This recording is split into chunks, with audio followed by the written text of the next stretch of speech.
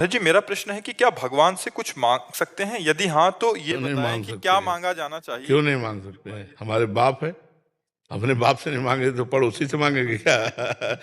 कौन ऐसा जिसके अंदर कामना नहीं? तो अपने बाप से मांगे हो तो सर्व अखिल लोक ब्रह्मांडपति हैं, जो चाहिए वो मांगिए। भगवान ने चारों को भक्त कहा है, आर्त, अर्थार्थी, जिज्ञासु, ज्ञानी, सबको कहा है। यदि हमें लौकिक संपत्ति चाहिए तो हम किससे मांगेंगे?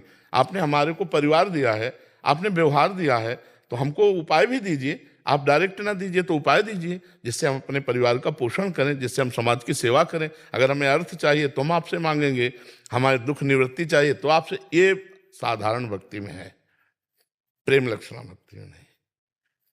हम इसका मंडन भी करते हैं और इसका खंडन भी करते हैं, प्रेम लक्षणा भक्ति में नहीं। जब हमने अपना तन, अपना जीवन, सब कुछ आपको दे दिया, तो फिर मेरा रहा क्या जिससे मैं मांगूं? मेरा क्या है जो मैं मांगूं? मान लो मैं आपके हाथ बिक गया, आपके नामे शरीर कर दिया, प्राण कर दिया, हृदय कर दिया, जीवन कर दिया, तो हे जीवननाथ, अब इसका भार तो आपके ऊपर है, हम क्या मांगे? आप सर्वज्ञ हो, आप जानते हो। ये है, यहां से प्रेम लक्षणा शुरू होती है। वो है साधारण भक्ति, जिसमें मेरा परिवार है, मैं परिवार को जिम्मेदार एक व्यक्ति हूँ, और प्रभु आपसे मैं मांग रहा हूँ कि मेरे परिवार का और एक है, नाथ सकल संपदा तुम्हारी, मैं सेवक समेत सुतनारी।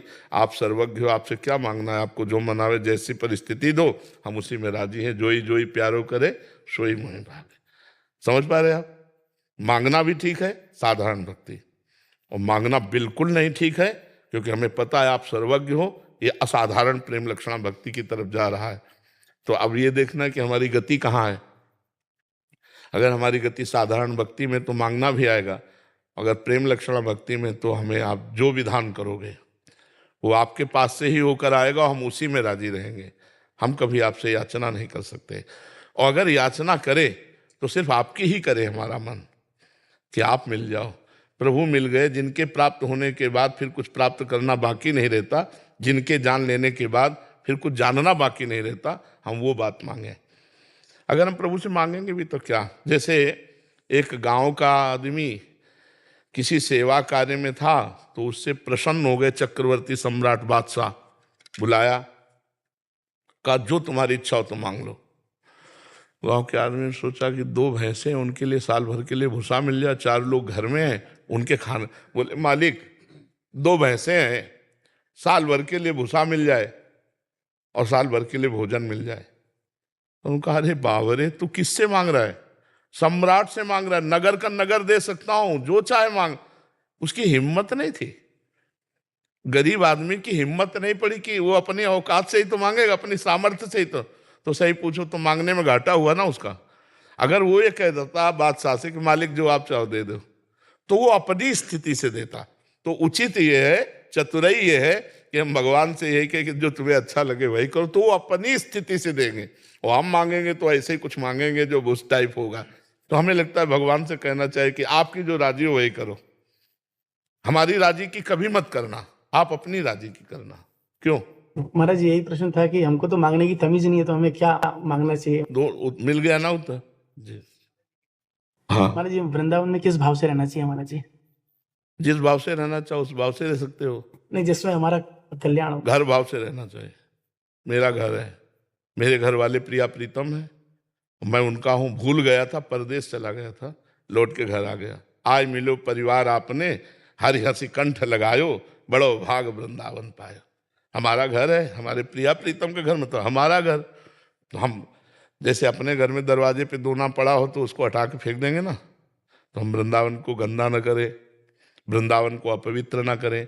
और अब अपने घर में मतलब प्रिया प्रीतम के घर आए हैं, तो यहाँ कोई गंदी बात ना करें, कोई गंदी क्रिया ना करें, और घर जैसा भाव रख के रहें तो बढ़िया रहेगा। अगर हम ऐसे भाव रखें कि प्रिया प्रीतम का धाम, तो फिर अपराध, फिर पापाचरण जो बन जाएगा। फिर तो ये जैसे भाव से रहोगे वैसे आप, अगर घर भाव से रहोगे गलती भी हो जाएगी। तो वृंदावने प्रभाव सुन, अपनों ही गुण देत, जैसे बालक मलिन को मात गोद भर लेत। दूसरा देखेगा कि बालक शौच लपेटे है, लेकिन माँ देखेगी नहीं, माँ मेरा बालक है। ऐसे वृंदावन देखता है मेरा आश्रय लिए हुए है, तो उसके मलिन पापाचरण को नहीं देखता।